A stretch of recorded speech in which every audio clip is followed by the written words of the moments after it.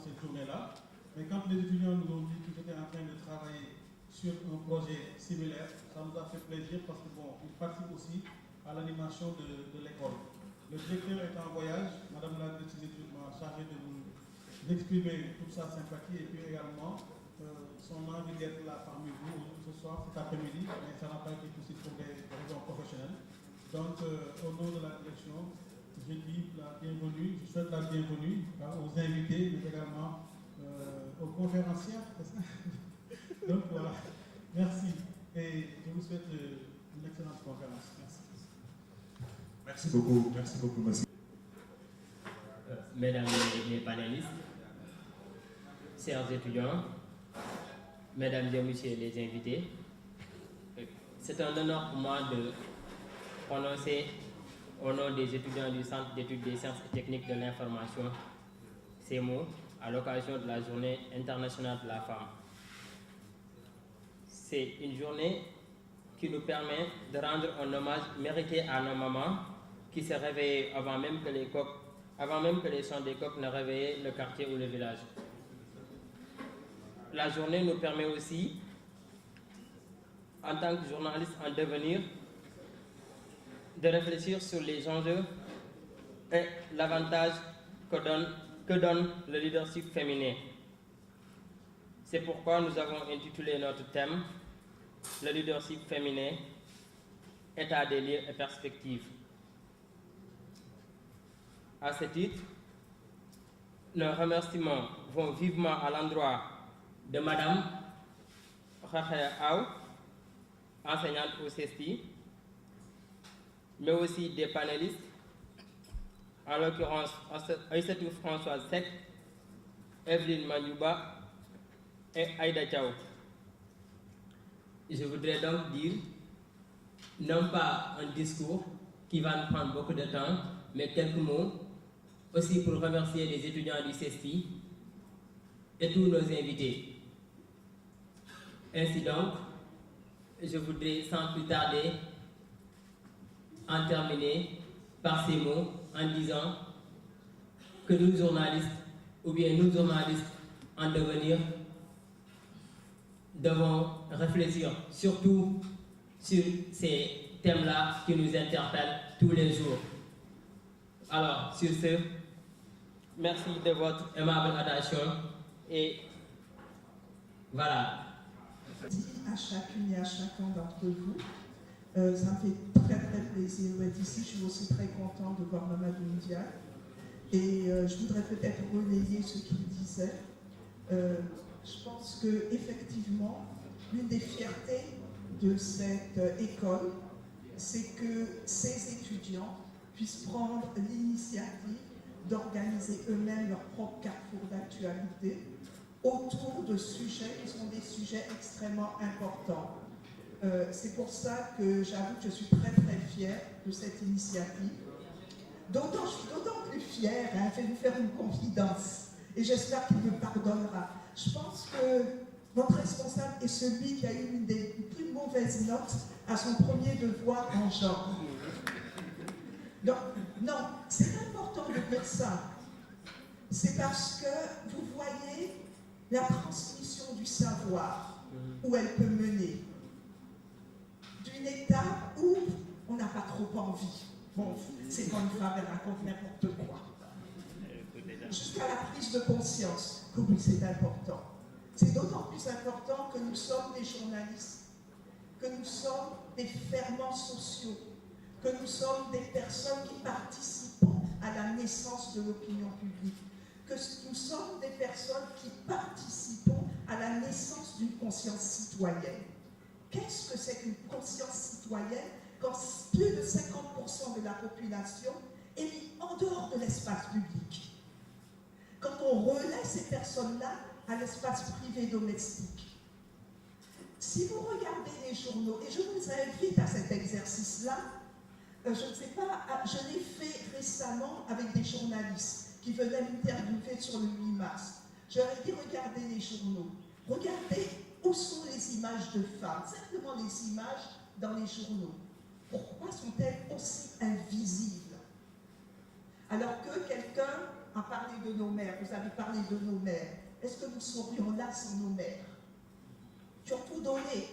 On ne sait pas les luttes qu'elles ont menées et nous ne nous intéressons pas à ces luttes qu'elles ont menées pour que nous ayons pu devenir ce que nous sommes. Donc c'est pour ça que comme journalistes, nous qui prenons la parole, il est extrêmement important de prendre conscience de cette réalité de plus de 50% de la population qui sont mis de côté. Je suis aussi très contente de voir la participation de la présidente de l'amicale de la faculté de médecine. Vous savez, les femmes, très souvent, quand elles avaient des mots, on disait qu'elles étaient hystériques. Pourquoi? Parce que la médecine ne s'intéressait pas aux questions des femmes. Ce n'est qu'à partir du moment où effectivement il y a eu une prise de conscience qu'il y avait des maladies spécifiques, des problèmes spécifiques au niveau de la santé des femmes, qu'on a commencé à s'y intéresser. Vous pouvez également vous intéresser à comment la première femme est parvenue à entrer dans une faculté de médecine en se déguisant en homme. Et sur ça, j'en viens à l'université. L'université est censée être un lieu de savoir, un lieu de connaissance, un lieu où on essaie de faire des ruptures, de changer les choses. Or, on se rend bien compte qu'en fait, l'université n'est qu'un lieu de perpétuation d'un système social qui lui aussi met de côté plus de 50% de la population. Donc, merci d'être là avec nous. Merci à Evelyne. Elle vous parlera du métier de femme journaliste. D'autant qu'elle est l'une des rares femmes à être dans un poste de responsabilité. Ce matin, on en a discuté à la 2STV. Pourquoi les femmes qui maintenant sont de plus en plus sur le terrain, et l'une d'entre elles nous racontait que les GMI les visaient pendant les dernières élections, en leur disant « Ah, vous êtes là, vous allez voir, vous allez goûter », ils leur lançaient les grenades lacrymogènes. Donc, les femmes sont sur le terrain maintenant, elles s'intéressent de plus en plus à des domaines qui traditionnellement n'étaient pas les domaines où elles intervenaient. Mais quand elles parviennent à des postes de responsabilité, elle vous dira quelle est la situation encore aujourd'hui, en 2017. Moi, j'ai fait mon temps, j'ai commencé à travailler dans les années 70. Donc, à l'époque, effectivement, ce n'était pas difficile. On aurait espéré qu'il y ait beaucoup plus de changements, même s'il y en a eu, hein, même si les choses ont avancé. On aurait espéré qu'il y ait beaucoup plus de changements. Et les changements, c'est vous qui allez les faire. Je vous souhaite déjà la bienvenue dans mon cours. Voilà. En tout cas, merci beaucoup d'être là. Et puis, donc à très bientôt de toute façon. Qui fait un cours très très important. L'année dernière a eu à nous apprendre beaucoup sur la situation de la femme, l'historique, l'évolution de la vie féminine, entre autres. Et ça nous a beaucoup apporté. Et c'est sûr que ça apportera beaucoup à mes jeunes frères de la deuxième. Je rappelle le thème du jour, le leadership féminin, état des lieux et perspectives. Je vais donner la parole à Evelyne Mandouba, 33e promotion du CESTI actuellement, coordonnatrice de toutes les rédactions des médias. Evelyne Mandouba, la parole est à vous. C'est avec plaisir que je me retrouve dans cette école qui m'a formée. C'est avec un réel plaisir que je retrouve des visages que je reconnais comme Tony, qui est venu tout à l'heure pour régler le micro.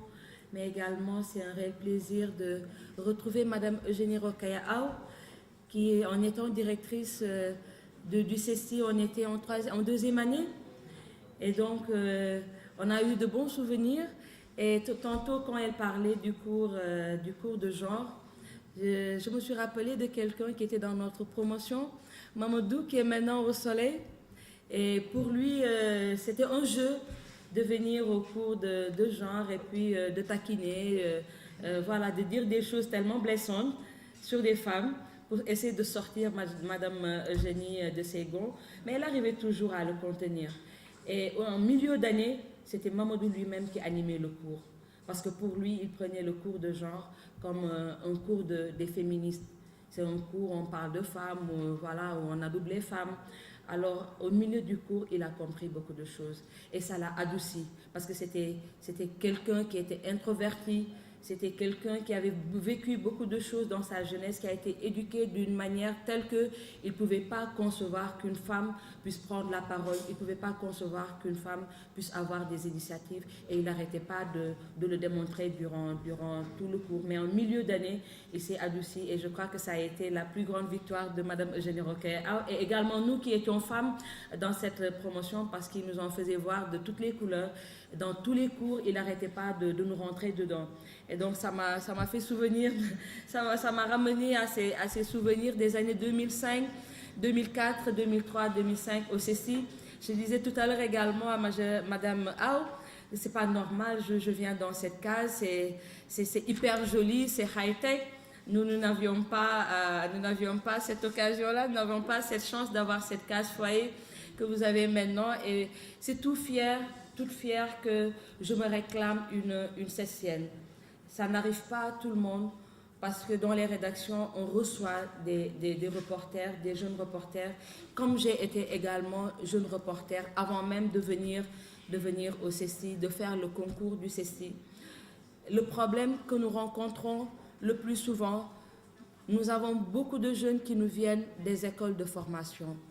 Malheureusement, dans ces écoles de formation, on n'enseigne pas le journalisme. Nous avons beaucoup de jeunes qui nous viennent des écoles de formation. Malheureusement, c'est des jeunes qui terminent leur formation sans avoir vu un enregistreur, sans avoir vu une caméra, sans avoir vu un plateau, un studio, et c'est vraiment compliqué. À plus forte raison quand c'est une femme. Parce que dès que c'est une femme qui vient me voir, il y a une voix qui me dit « Evelyne, c'est une femme, il faut lui donner une chance ». Et l'autre qui me dit « Non, tu ne dois pas te départir de ta rigueur, parce que c'est grâce à ta rigueur que tu es là. Tu as choisi, tu as renoncé à des choses. » Et je me rappelle Semou Paté, feu Semou Paté, qui était notre professeur en 4e année. Quand je suis venue lui annoncer mon mariage, il m'a dit « Fais tout pour soutenir la maîtrise, parce qu'une fois mariée, une fois que tu seras dans les rédactions, tu ne pourras jamais continuer. » Je lui ai dit « Non, je peux le faire. » Et aujourd'hui, il a raison, parce que je me suis inscrite 3 fois en maîtrise, j'ai eu mon certificat de maîtrise et jamais je n'ai pu soutenir. Parce que comme je le dis, quand on choisit, on renonce. Femmes, journalistes, reporters dans des rédactions. Il m'arrivait de venir, je ne veux pas citer cet organe, de venir à 9h du matin et de rentrer à 1h du matin et d'être là le lendemain à 9h. Parce que j'étais la seule femme reporter. Et quand on donnait des sujets, les sujets qu'on appelle intempo dans les rédactions, va au marché, voir le prix, va à la gare routière, si les prix ont baissé ou ont augmenté, des sujets de femmes. Parce que dans ces rédactions, on trouve qu'une femme reporter ne doit faire que ce genre de sujet. Une femme reporter ne doit pas aller couvrir une manifestation politique, une manifestation où ça chauffe, parce que tout simplement on dira qu'elle ne pourra pas prendre les dispositions qu'il faut pour se mettre à l'abri et pour faire exactement le travail. Alors je prenais sur moi d'être première à la rédaction, de proposer des sujets, de sortir. Je pouvais faire 4 sujets dans la journée. Un journal où toute l'édition, on pouvait retrouver 2 papiers le lendemain dans les éditions du matin, on retrouvait mes papiers. Et ça ne m'empêchait pas le lendemain de venir faire cours, parce que j'étais encore au CECI. Mais je me préparais, je préparais cette place que je devais avoir plus tard. Parce que sachant que maintenant, le journalisme dans les rédactions, on ne recrute pas beaucoup. Donc si tu ne prépares pas la période après diplôme, tu risques de rester des années durant sans travail. Et je prenais sur moi d'aller travailler aussitôt après les cours. Et c'était dur.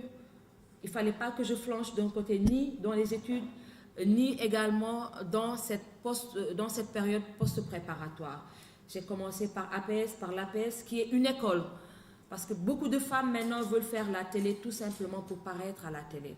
Et certaines, je vous le dis, c'est pour avoir un mari, c'est pour bénéficier de largesse, de richesse, et ça fait très mal. Quand vous vous battez en tant que femme pour montrer à la face du monde que vous ne servez pas seulement à embellir comme une fleur, comme un bouquet de fleurs, et qu'il y ait des femmes qui viennent vous voir juste pour vous dire « je veux faire de la télé ».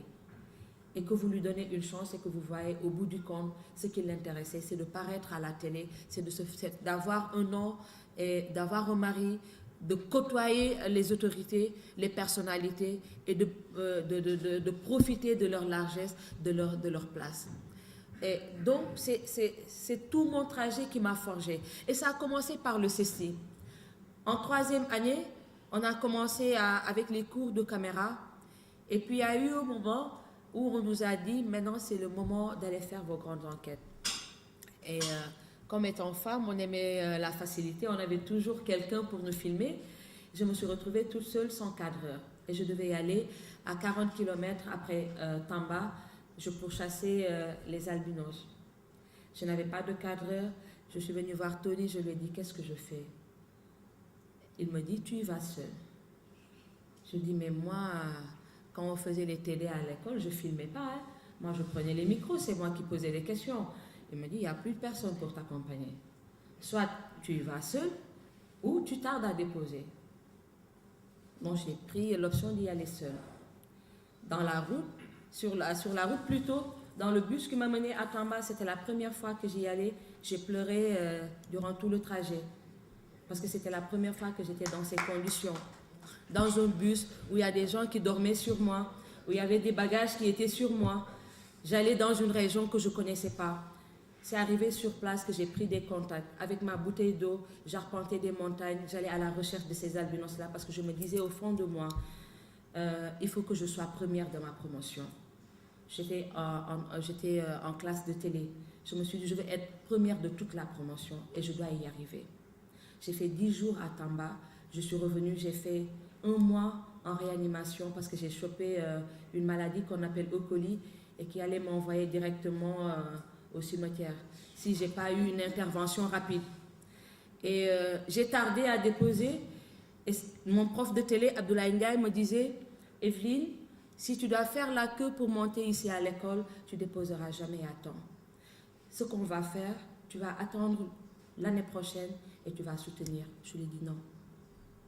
Non. Si j'ai bataillé à l'hôpital principal, que je suis sortie de l'hôpital principal, je peux encore continuer mon cursus. J'ai préféré aller au Forut, à la médiathèque sur l'avenue Cheikh Anta Diop.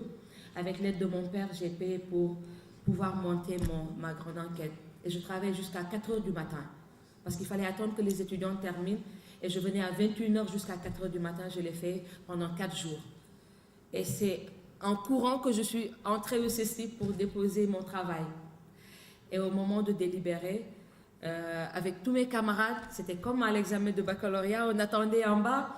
Quand on a affiché, on m'a dit « Evelyne, tu es 2e de la promotion ». Je pleurais. Parce que je me suis dit, Christian Nyakadia, qui est premier de la promotion, j'aurais dû être première. J'ai tout pour prendre sa place. Pourquoi je n'étais pas première? Et mes camarades de promotion venaient me féliciter pendant que moi, je n'étais pas satisfaite. Il y avait quelque chose qui était encore en moi. Je me suis dit non, ils se sont pas bien intéressés à mon travail. J'ai fait un travail tel que j'aurais dû être première de ma promotion. Et c'est cet engouement-là qui m'a guidée les années durant, là où je suis passée. Pendant que j'entendais des histoires qu'on disait que oui, les femmes, on les brimade dans les rédactions, on leur fait du n'importe quoi dans les rédactions, je n'y croyais pas. Jusqu'au jour où c'est tombé sur moi, que j'ai été licenciée parce que je suis tombée enceinte de mon premier enfant. Et c'est pas dans les organes du Sénégal. Pensez-vous que ce soit des organes à l'international? Je ne veux pas citer de nom, mais c'est un média qui travaille avec ses filles, avec TV5. La seule femme du bureau, la seule Sénégalaise du bureau, j'allais dans toutes les rédactions, j'allais dans tous les reportages.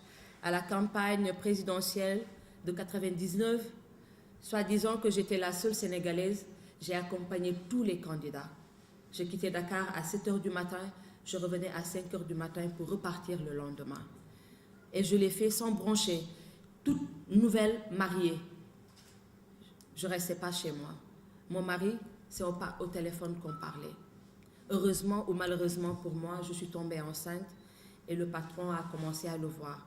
Je me suis dit, il ne faut pas que je flanche ne faut pas que je prête. Alors il s'attardait sur moi, sur mon corps et tout. Et c'était des reproches du genre, tu traînes les pieds quand tu marches. Tu zappes carrément l'ambiance au bureau parce que tu es d'humeur changeante, tu souris pas alors que tu es la femme du bureau. Alors c'était tout le temps des reproches. Quand tu pars à l'heure de la pause, tu ne me dis pas, monsieur, on va déjeuner. Tu ne m'invites pas. Quand tu rentres le soir, tu ne me dis pas au revoir. Tu pars à n'importe quel moment. C'était des reproches. Je pleurais tous les soirs quand je rentrais chez moi. Quand je revenais, mes camarades de bureau me disaient, non, tu ne démissionnes pas. Et moi, je disais, je démissionne parce que je ne peux pas. Finalement, quand il a vu que je suis restée, pendant 2 mois, il m'a mis au frigo.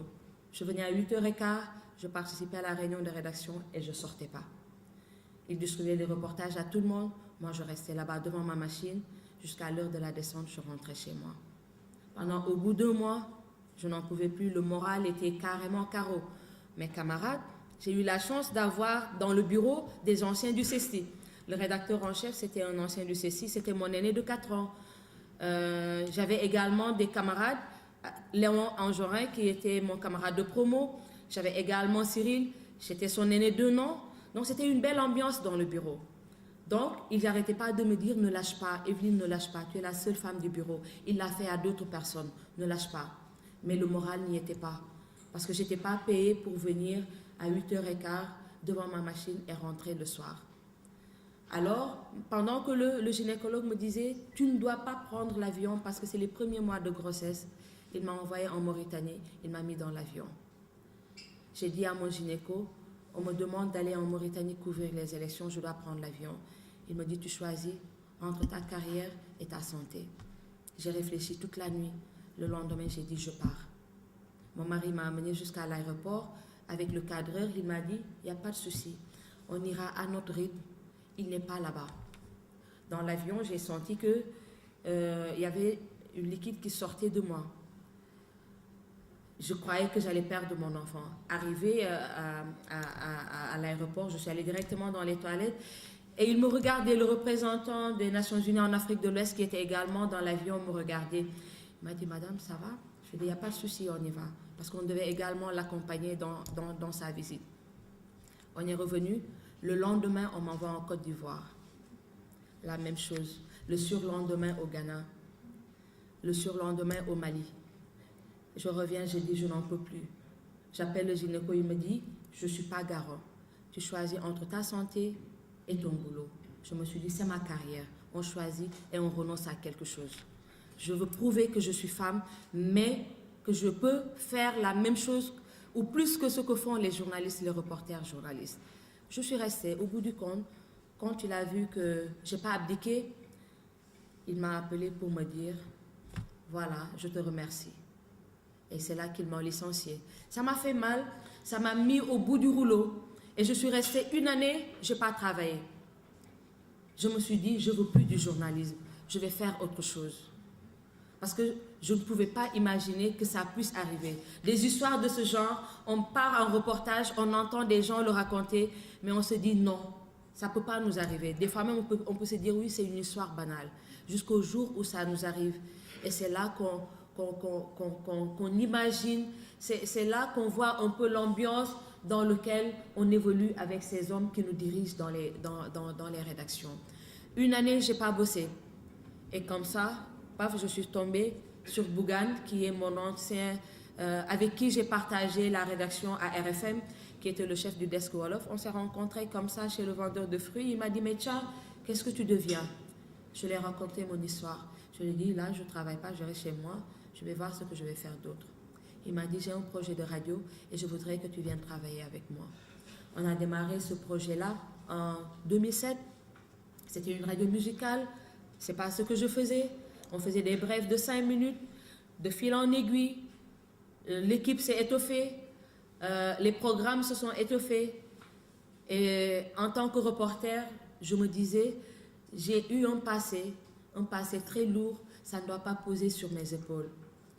Parce que dans cette rédaction où j'évolue avec des hommes qui croient que la femme journaliste n'est faite que pour venir en retard, pour présenter le journal, se maquiller en réunion de rédaction, je vais aller préparer le repas pour mon mari, je dois amener mes enfants chez le pédiatre. Donc cette femme ne doit rester qu'éternellement reporter. Elle ne doit pas avoir de responsabilité. J'ai cru en moi, en mes capacités, parce que j'ai eu une bonne formation au CESTI. J'ai eu des enseignants qui ont été à la hauteur. J'ai eu un corps professoral qui s'est donné, qui m'a tout donné. Et à chaque fois que je prenais le micro, je me disais, mon professeur est à l'écoute. Je ne dois pas faire d'erreur. Et c'était ça que j'avais en bandoulière. Je me disais que Madame Howe était à l'écoute. Je me disais que le directeur des études est à l'écoute. Je me disais que mes enseignants sont à l'écoute. Et si je fais une erreur, ils vont m'appeler et je vais les décevoir. Et à chaque fois que je faisais un travail, c'est ça que j'avais en tête.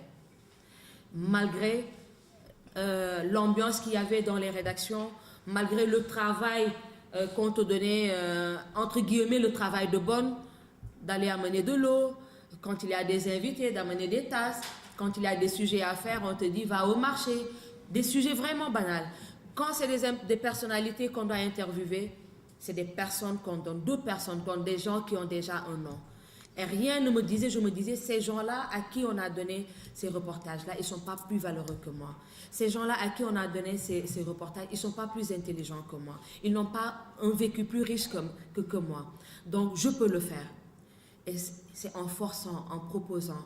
J'ai rencontré plein d'écueils, des gens qui me disaient carrément non, tu ne peux pas. Tu ne peux pas parce que je ne peux pas le faire, mais parce que je suis une femme. Je me suis dit, ça ne doit pas m'arrêter. Et de fil en aiguille, je me suis retrouvée à coordonner une seule rédaction. Et les premiers adversaires, c'était les femmes de la rédaction. Ce n'était pas les hommes. Être femme responsable, pour moi, le premier barrage, ce sont les femmes qui te voient en tant que femme, qui se disent, elle n'a pas à nous donner des ordres. Elle n'a pas à nous donner des orientations. C'est une mère comme nous. C'est une femme mariée comme nous. Qu'est-ce qu'elle a chez elle que je n'ai pas? Quel habit elle porte que moi je ne porte pas? Quelle coiffure elle a que moi je n'ai pas? C'est comme ça qu'on te voit. Et la chose la plus dure, c'est d'amener ces femmes-là à travailler, à ne pas te voir une femme, à ne pas te voir en ennemi, en concurrente, en adversaire. Et ça a été la chose la plus dure, la plus difficile.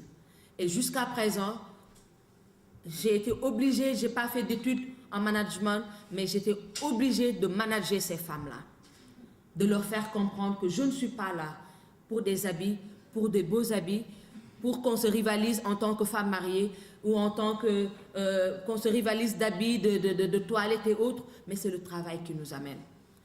Et il a fallu que je sois dure. Il a fallu, certaines me disent plutôt, tu n'as pas de cœur. À la place du cœur, tu as des cailloux. Pas une pierre, mais des cailloux. Parce que tu les prends après pour nous les jeter. J'ai été obligée d'être dure envers ces femmes-là et moins envers les hommes. Parce que j'ai vu que certains reporters qui étaient des hommes étaient prêts à la tâche, acceptaient la responsabilité qu'on m'avait confiée. Mieux, plus que les femmes. Et j'étais obligée d'être plus ferme avec ces femmes qu'avec les hommes. Et comme on dit, quand je prends une reporter en apartheid, ce que je lui dis, tu n'as pas le droit de verser dans la facilité. Parce que tu as une double casquette. Tu es reporter, mais tu es également une femme. Dans ce métier, même si on est en 2017, on travaille dans un métier où les hommes sont machos. Tu rencontres des autorités qui sont machos. Tu viens vers ces autorités-là, automatiquement, je te donne ma carte de visite. Est-ce qu'on peut se voir? Je peux t'inviter à prendre un pot. Est-ce que je peux t'inviter à prendre un café? Et donc, tu es obligé de te forger un caractère qui n'est même pas le tien. Tout simplement pour dire à ces autorités vers qui tu vas, moi je suis une femme journaliste, mais je ne suis pas une femme qu'on doit mettre sur un canapé pour avancer.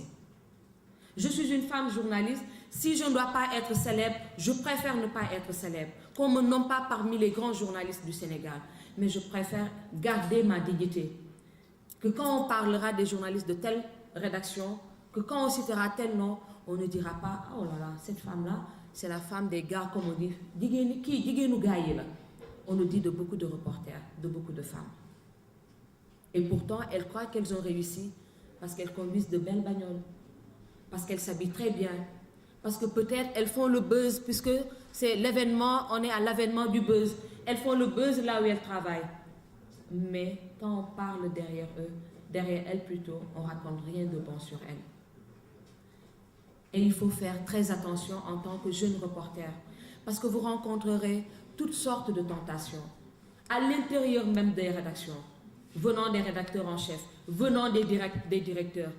Je vois des filles qui viennent en stage, tu les prends en stage, à la fin du stage, elles commencent à se familiariser avec des reporters, des responsables, parce que croyant que ce sont ces responsables-là qui feront qu'on les retienne. Et quand j'entends ce qu'on me remonte de ces femmes-là, à la fin du stage, je l'appelle. Je lui dis, tu aurais pu avoir une autre chance et peut-être même un contrat. Mais moi-même, je te libère. Parce que tu ne connais pas ta place, tu ne te mesures pas, tu ne connais pas ta valeur. Quand j'ai accepté ton stage, c'est un stage d'école. Parce que moi, à ma place, quand j'étais à ta place, on m'a donné cette chance. C'est pour cela que je prends les étudiants qui veulent un stage. Mais puisque tu as cru qu'on passe à travers ces hommes-là, que tu auras une place à des médias, moi je préfère te libérer. Parce que tu commences par ça. Après, ce sera les personnes que tu vas rencontrer.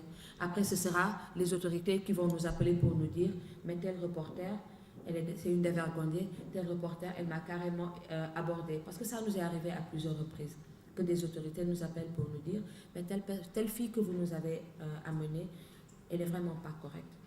Elle a fait ceci, elle a fait cela, elle a fait ceci. » Donc, c'est beaucoup plus de difficultés avec les femmes de la rédaction. Mais comme je dis, choisir, c'est renoncer. Je suis peut-être aujourd'hui à ce stade, c'est peut-être il y a 4 ans que j'ai eu ces responsabilités. Alors que, comme je vous l'ai raconté, je suis la première personne qu'on a recrutée dans ce groupe. Parce que quand Bougane m'a demandé de venir travailler avec lui, avec Souleymane Niang, le grand Souleymane, on a monté ce projet.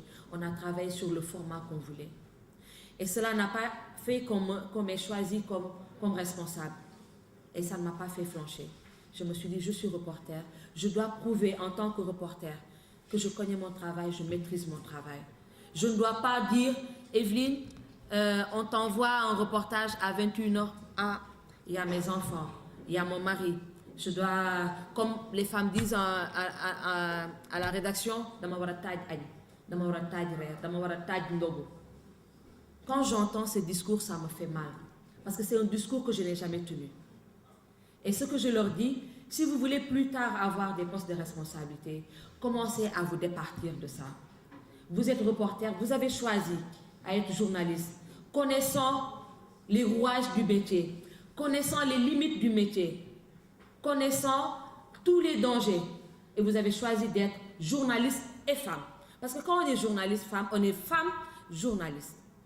On n'est pas seulement journaliste. Alors il faut savoir doser ces deux casquettes. Femme au foyer, femme mariée, femme journaliste. Ce que je disais tout à l'heure lors de notre célébration du 8 mars, je disais aux femmes, faudrait que vous arriviez à doser les deux casquettes. La casquette de femme mariée et la casquette de journaliste. Qu'aucune casquette ne puisse prendre le dessus sur l'autre. Parce que quand vous venez travailler, que vous signez un contrat, l'employeur ne signe pas le contrat avec la femme, madame telle. Mais l'employeur signe un contrat avec une journaliste qui est là en face, qui doit faire un travail. Donc arrêtez de dire, je ne peux pas faire ça parce que je ne peux pas faire ça parce qu'il y a mon mari qui m'attend. Moi qui suis votre responsable, je suis mariée. Et c'est juste pour prouver à cette personne qui m'a donné cette responsabilité, pour prouver à mes collègues qui n'arrêtaient pas de me glisser des pots de banane que je rencontre tous les jours à tous les niveaux. Heureusement qu'on m'a formé à la caméra, on m'a formé au son, on m'a formé au montage, on m'a formé en radio, on m'a formé en presse écrite. Tu ne veux pas me faire le travail, tu sabotes mon travail, je le fais moi-même. Et je présente mon travail. Alors, pour faire face à ces pots de banane, je viens au travail à 8h, je rentre à 23h. Mes enfants, je ne les vois qu'entre 6h et 7h du matin quand ils se préparent pour aller au travail. Et certains de mes collègues me disent « mauvaise mère ». mauvaise mère. Je leur dis, j'accepte d'être mauvaise mère. Parce que je choisis et j'ai renoncé à quelque chose, mais je n'ai pas renoncé à mes enfants. Parce qu'au moins, quand je suis là, je me consacre à mes enfants. Mais comme on dit, être responsable également, ce n'est pas facile. C'est le téléphone qui sonne toute la nuit. C'est le téléphone qui sonne les samedis, les dimanches, quand tu es à une réception de mariage, quand tu es à une cérémonie familiale, quand même tu es à l'église. Le téléphone vibre pour ne pas être dérangé. Quand j'entre à l'église, je mets mon téléphone, je l'éteins carrément. Mais quand je sors de l'église, je le rallume, je vois que j'ai au moins 10 appels. Donc, tu n'as pas une vie de famille. Et rien que pour faire face à ces brimades, à ces sabotages, j'étais obligée de faire le travail à la place de 20 personnes. Rien qu'au résultat final, qu'on puisse avoir un bon travail. Parce que je pensais à l'auditeur qui nous écoutait. Je pensais aux téléspectateurs qui nous regardaient. Je pensais aux lecteurs qui achetaient le journal, la tribune ou le magazine Nouvelle Hebdo. Et dans ces tâches, en montant les escaliers, j'ai un collègue qui me dit « Est-ce que tu comptes le nombre de marches que tu fais par jour ?» La rédaction est au 4e, les studios sont au rez-de-chaussée. Il n'y a pas d'ascenseur. Et donc toute la journée, de 8h à 23h, je ne m'assois pas dans mon bureau. Tu as besoin de moi, il faut me caler dans les escaliers. Je monte, je descends à la salle de montage avec les cadres au niveau des plateaux de télé. Et c'est comme ça, malheureusement, que j'ai fait une fausse couche. Quand je le dis, mon patron, il ne veut pas que j'en parle. Quand je le dis, mon patron ne veut pas que j'en parle. Et je vous fais une confidence, puisque on est en famille. Mon mari, jusqu'à présent, il ne sait pas que la fausse couche que j'ai faite, c'est parce que j'ai trébuché sur les escaliers et que je suis tombée. Il ne le sait pas jusqu'à présent. Et au bureau, c'est passé comme une chose banale. Aucune prise en charge médicale, juste un coup de fil et juste le sous-directeur qui est venu me rendre visite à la maison. Et c'est passé comme ça. Le directeur, il ne veut même pas que je l'évoque. Que j'évoque que j'ai trébuché sur les escaliers parce qu'il y avait le journal de 19h45 qui démarrait et il n'y avait pas les titres. Il n'y avait pas l'illustration des titres. Et c'est à cause de ça que je suis tombée. C'est gênant pour lui. Et quand je l'évoque, il croit que c'est quelque chose que je veux mettre sur la table pour avoir plus. J'ai préféré le taire. Et jusqu'à présent, il y a des collègues qui ne savent pas que j'ai eu cet accident-là au bureau. Et donc, aujourd'hui... Oui. Vous avez encore 5 minutes. D'accord. C'est une journaliste, hein. Quand on commence, on ne s'arrête jamais. Voilà. Et donc, des responsabilités, femmes journalistes que vous êtes, jeunes reporters que vous êtes, et je vais peut-être terminer par là. Moi, le message que j'ai à vous lancer aujourd'hui en tant que 8 mars, Journée internationale des droits des femmes, c'est vraiment de vous former. Votre seule arme, c'est votre formation, votre capacité à faire le travail pour lequel vous êtes formé, pour lequel vous êtes payé. Ne comptez pas sur quelqu'un, sur une autorité. Et dites-vous que dans une rédaction, on ne doit pas faire le distinguo entre femmes reporters et jeunes reporters. C'est un groupe de reporters qui doit pouvoir faire tout le travail qu'il faut. Donc, départissez-vous de ces clichés qu'on nous a collés dès l'enfance peut-être, par l'éducation, et qui nous collent, qu'on a en bandoulière. Et qu'on se dise, en 2017, on croit que beaucoup de choses ont changé, mais il y a beaucoup de choses qui sont là, tenaces, têtues, et pour lesquelles on se bat. Et je vais terminer peut-être par là. Lors d'une visite avec la Sonatel, il y avait les rédacteurs en chef, les directeurs de publication, j'étais la seule femme. Et le directeur, il nous dit, pendant que vous êtes là à faire des reportages sur les femmes, vous les journalistes, vous n'avez pas encore le genre chez vous. Vous déplorez à l'Assemblée nationale qu'on n'applique pas la parité. Vous déplorez dans les instances de décision qu'on n'applique pas la parité. Alors que vous-même, vous vous érigez en donneur de leçons et vous n'avez pas la parité chez vous. Parce que Evelyne, tu es la seule ici. Je me suis dit, tu ne peux même pas imaginer ce qui m'est arrivé, ce que j'ai dû endurer pour être là.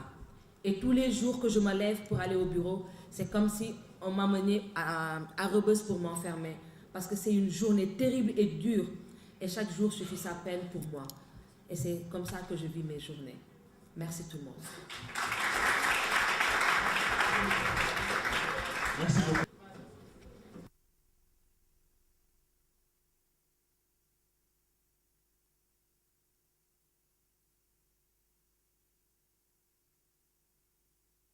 Vous savez, donc moi, c'est assez compliqué déjà.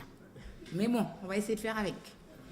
Je n'ai pas préparé grand-chose parce que je me dis que la meilleure manière d'exprimer aujourd'hui où j'en suis, c'est de vous dire exactement ce que je vis au quotidien. À ce stade, nous sommes des étudiants, c'est vrai. Elle a fait un speech qui m'a beaucoup touchée parce que je sais ce qui m'attend demain.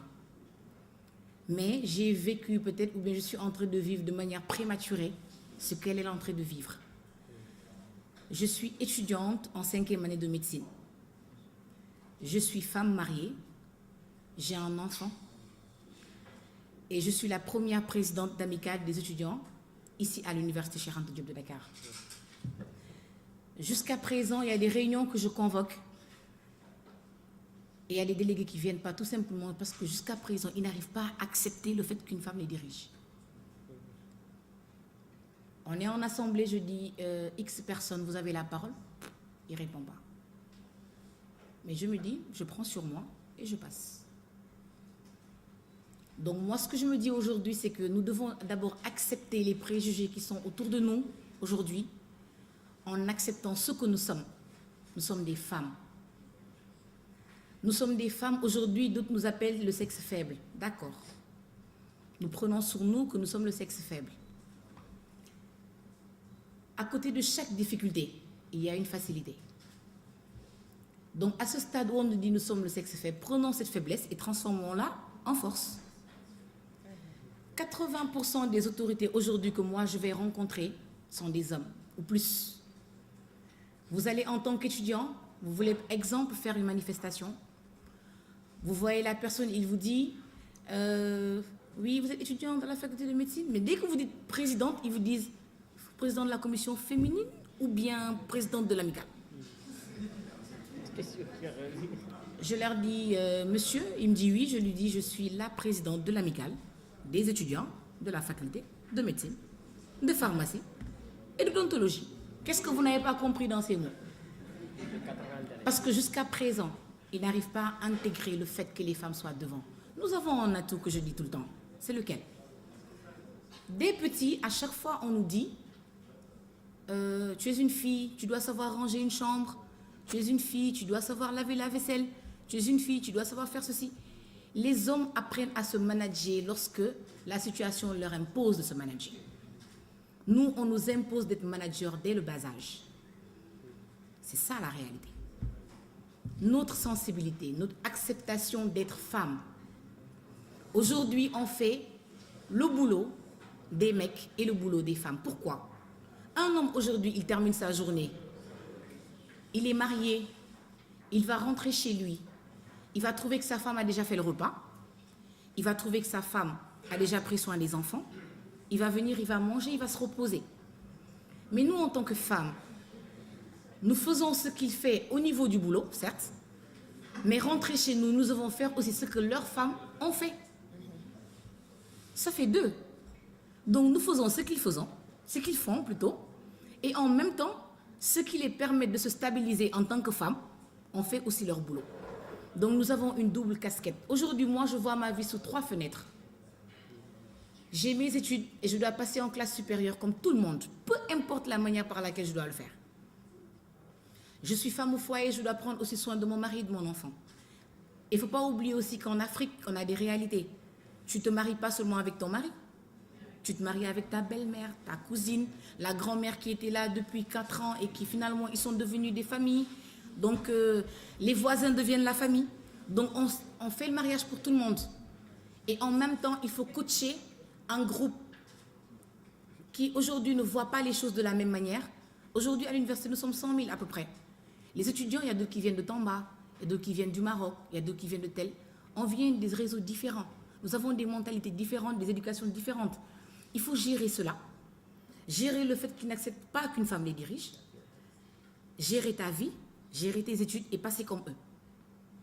Donc, pour faire ce qu'ils font sans être eux, il faut accepter de faire plus que ce qu'ils font. C'est simple. Moi, c'est comme ça que je perçois les choses. Et la pire, peut-être, des responsabilités aujourd'hui que je peux dire, c'est que le monde estudiantin, on vit au jour le jour. On ne prévoit rien. Les autres, aujourd'hui, je peux dire qu'elle, aujourd'hui, en tant que coordinatrice peut-être des rédactions et tout, moi, je ne maîtrise pas trop votre... je ne sais pas si j'ai bien dit. Donc, elle se lève le matin, elle se dit, j'ai un programme. Moi, je me lève le matin, je ne sais même pas ce qui m'attend. On te dit, aujourd'hui, tel étudiant a cassé une jambe, il faut que tu y ailles. Tu dois faire une assemblée de délégués urgemment parce que sinon, on va aller en grève. Tu dois aller voir le doyen en urgence parce qu'il y a tel problème pédagogique qui vient de sortir. Tu ne sais pas de quoi va être faite ta journée. Tu te lèves le matin, tu vas à la fac, tu ne sais pas ce qui t'attend, mais tu dois gérer. Il y a des moments très difficiles où tu te mets dans ta chambre et que tu pleures. Tu te dis, mais mon Dieu, qu'est-ce que je fais là? Je n'ai même pas de salaire en tant que président d'amicale. C'est là encore que c'est pire. Là, au moins, tu subis des pressions, mais tu es payé. C'est ton boulot. Mais moi, j'étudie, je dois passer en classe supérieure et en même temps, j'ai la même bourse que tout le monde. Je n'ai pas de salaire en tant que président d'amicale. Et ceux avec qui, et ceux pour qui tu te bats tous les jours, c'est eux qui t'insultent 24 heures sur 24. Pourtant, tu n'as pas de salaire pour ça. Tu n'es pas payé pour ça, tu règles leurs problèmes. Alors que toi, même quand tu as une grippe, ils ne te payeront même pas un petit médicament pour soulager ta fièvre. Mais toi, tu prends parfois ta bourse d'études. Parce que tu te dis qu'il y a un quart de fort. Quelqu'un qui vient, qui te dit, Prési, j'ai tel problème et tout, tu dois te débrouiller pour dire, bon, c'est pas grave, j'ai pas grand-chose, mais je partage avec toi. Ce qu'aujourd'hui, en tant que responsable étudiant, ce que j'ai appris, c'est de partager avec les autres, d'aider les autres en attendant qu'on t'insulte en retour. De risquer ta vie de famille. Parce qu'aujourd'hui, je suis mariée à un jeune comme moi. J'ai 25 ans aujourd'hui. Mon mari, il en a 29. Il n'a même pas 30 ans. Donc, pour vous dire aujourd'hui que je fais un faux pas, Moudjil Tchikhalé.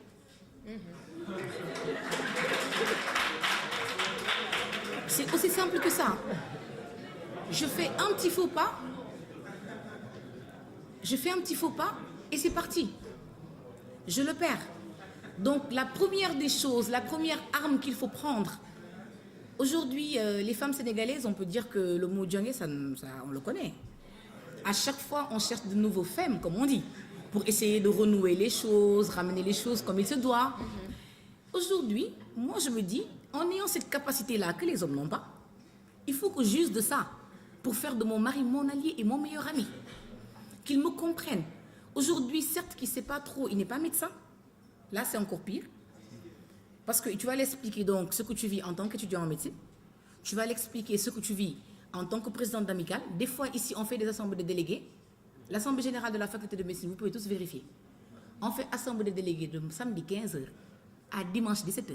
Non-stop. On mange dans la salle, on fait des pauses, on ressort, on vient à l'intérieur. Vous pouvez vérifier partout. Donc, aujourd'hui, en tant que femme, vous prenez sur vous pour cela et vous essayez de manager ça. Déjà, c'est difficile. C'est très difficile. Mais aujourd'hui, c'est ce que je vis au quotidien. Mais ce qui est plus important, c'est d'avoir le soutien de ses proches. Ma mère qui ne me lâche en rien pour mon enfant. Surtout, elle. Et aujourd'hui, je pense que cette journée de la femme me permet de remercier encore une fois ma mère qui me permet aujourd'hui, qui est le pilier. Parce que en tant que femme, avoir un enfant, c'est une grande responsabilité. Demain, tout ce que ton enfant sera, tu te diras, j'ai échoué. Donc quand vous avez quelqu'un qui vous aide derrière pour vous permettre d'avancer, il faut la remercier. Et je remercie ma mère.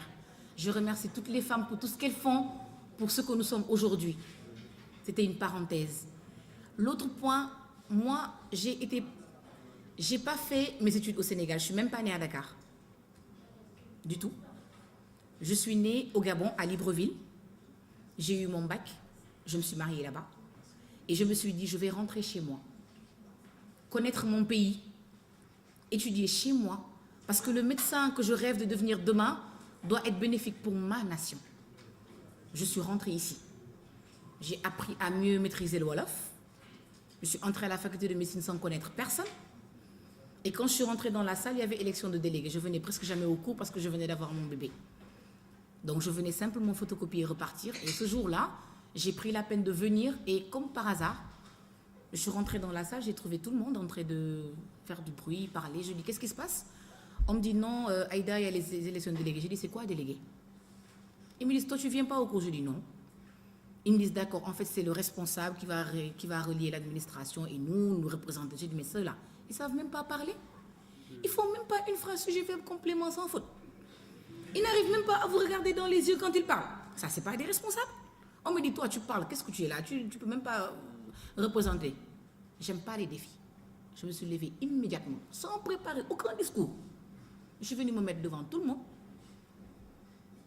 Et puisque l'atout que j'ai, c'est que je suis née d'une mère togolaise et d'un père sénégalais, et que j'ai fait beaucoup de pays, j'ai commencé à... Je connais toutes les nationalités de la fac, j'ai salué chacun dans sa langue. Point.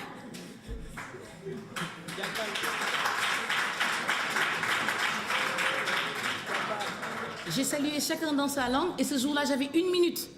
Parce que le discours, pour être délégué, c'est 1 minute. Qu'est-ce que j'ai fait? J'ai salué chacun dans sa langue, j'ai dit, toi, ton pays, je connais, ainsi de suite. En tout cas, pour la diversité de la représentation, chacun pour savoir ce dont vous avez besoin pour vous représenter, il n'y a pas mieux placé que moi. Je suis sortie première de mon amphi. En tant que telle. Au début, on ne peut juger que par ce que tu montres, simplement comme ça. Mais pour être réélu et pour continuer à être dans le milieu dans lequel tu es, il faut faire des preuves. Donc, il faut travailler. Et ça fait aujourd'hui, j'ai repris ma 2e année à la faculté de médecine. J'ai repris la 2e année par rapport à beaucoup de problèmes personnels, c'est vrai. Parce qu'en ce moment-là, je n'arrivais pas à gérer les différentes phases de ma vie. Peut-être c'est ça. Donc j'ai essayé de reprendre le contrôle, d'apprendre mieux à gérer mon temps, apprendre à mieux réorienter les choses et à être peut-être au-dessus des attentes de ceux qui m'ont élu. Donc je suis passée secrétaire générale, je suis passée présidente d'amicale et pour la première fois à la faculté de médecine, quand j'ai posé ma candidature, tout le monde a retiré la sienne. Et je suis passée d'office à l'unanimité. Après 100 ans d'existence de la faculté de médecine, je suis la première fille présidente d'amicale de l'UQAD. Pourquoi? Parce qu'au début, j'avais refusé quand on m'a proposé « Viens à la commission féminine, il faut être président de la commission féminine ». J'ai dit « Je ne veux pas être président de la commission féminine. Il n'y a même pas d'élection là-bas. Moi, je veux aller là où tout le monde part et que tout le monde fight. Si j'étais président de la commission féminine, je me serais arrêtée là-bas. Je ne serais pas là aujourd'hui. Parce que je savais ce que je voulais. Je me suis battue. J'étais premier président d'amicale. Et là, maintenant, le combat qui continue, c'est quoi? C'est de faire en sorte que ce ne soit pas juste un passage comme ça. Il faut que je marque ce passage-là. Et je me bats nuit et jour pour que ce passage soit marqué. Aujourd'hui, je suis là. Dieu ne me laissera pas mentir. Il y avait une menace de grève chez moi hier, à la fac. J'ai vécu la pire journée de tout mon mandat hier. Toutes les pauses que j'avais pour aller aux toilettes, c'était pour pleurer, m'essuyer les larmes et revenir. Mais aujourd'hui, je suis là, comme si de rien n'était. C'est comme ça qu'on vit tous les jours. On gère les imprévus. On pleure quand on n'en peut plus. Parce qu'on est humain. Mais on continue de rester debout et d'avancer. Et on est tous étudiants. On sait comment ça se passe à l'université. C'est difficile de diriger les étudiants. Pire encore quand tu es une femme. Tu rentres dans un bureau, oui, et tout. Vous êtes étudiante, et ainsi de suite, ainsi de suite. Ils se disent, bon, il faut que j'essaye de faire des avances pour essayer d'avoir une aventure avec la personne. Votre dignité, vous la perdez automatiquement. Quand j'ai été présidente d'amicale, quand on m'a élu, ce n'est pas eux qui étaient là pour moi.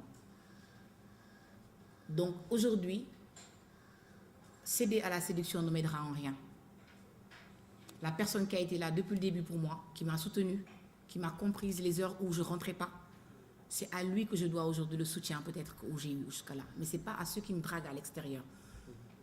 Nee nañ góor bëri nañ te wute ku ci nekk boo génnee di nga gis lu gën li nga am mais bi nga am mooy sa wërsëg et je suis fière de celui que j'ai à mes côtés aujourd'hui.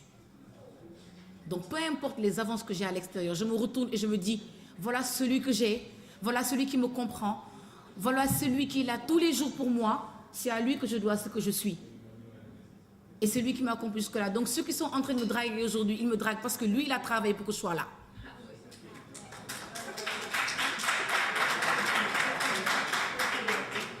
Mes parents ont fait de moi une fille.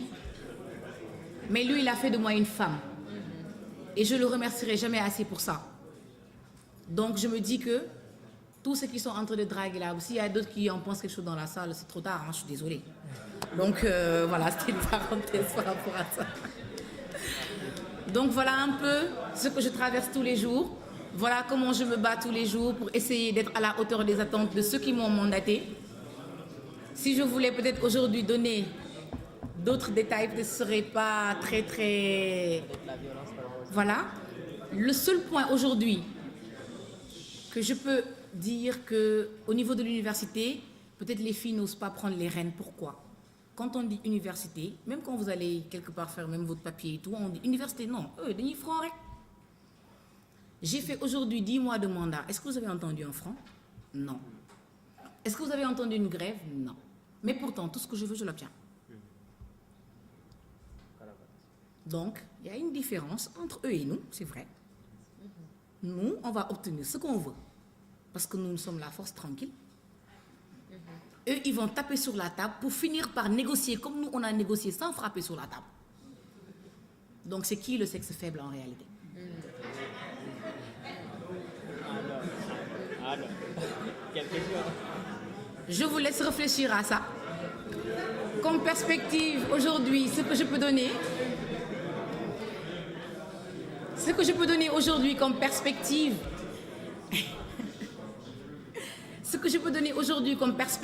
c'est que nous, les femmes, qu'on arrête de se voir comme des rivales. Parce que le mot qui sort le plus quand des femmes se rencontrent, c'est « défante ». Ainsi de suite. Moi, quand je me maquille, c'est un événement. Hein. Tout le monde dit, mais pourquoi c'est maquillé? Quand je donne un rendez-vous aux mecs, j'arrive avant eux. Pourquoi est-ce que je suis en retard peut-être tout à l'heure? C'est parce que je sors d'un autre panel. Et à 17h, je vais dans un autre panel encore. Et à 20h, je dois faire un dîner pour mon mari. Et je le ferai, Inch'Allah. Donc c'est simplement pour dire, au moment venu, donne à la situation qui est là ce qu'il mérite. Je suis à un panel, je me concentre 100% à ce panel. Je termine, je me concentre 100% à ce qui suit, ainsi de suite, ainsi de suite. La violence au niveau de l'université. Aujourd'hui, je me dis une chose, c'est quoi? Les filles ont peur de prendre les rênes parce qu'on se dit, à l'université, pour régler les choses, il faut aller au front, il faut faire ceci, il faut faire cela. Je me dis qu'il y a la force de l'argument et il y a l'argument de la force. Eux, ils ont choisi l'argument de la force. Nous, on a choisi la force de l'argument. C'est tout simplement ça. Et moi, c'est comme ça que je fonctionne. Encore une fois, j'ai fait de mon mieux pour parler devant les journalistes. C'était très difficile. Mais j'ai fait de mon mieux et je remercie encore une fois votre président et tous ceux qui sont là, qui m'ont écouté. Vraiment, je vous remercie parce que je ne peux pas parler en tant que journaliste parce que je ne suis pas journaliste, c'est vrai. Mais essayez au moins de vous donner en quelques mots ce que je vis et comment est-ce que je fais tous les jours pour essayer de m'en sortir dans ce milieu universitaire.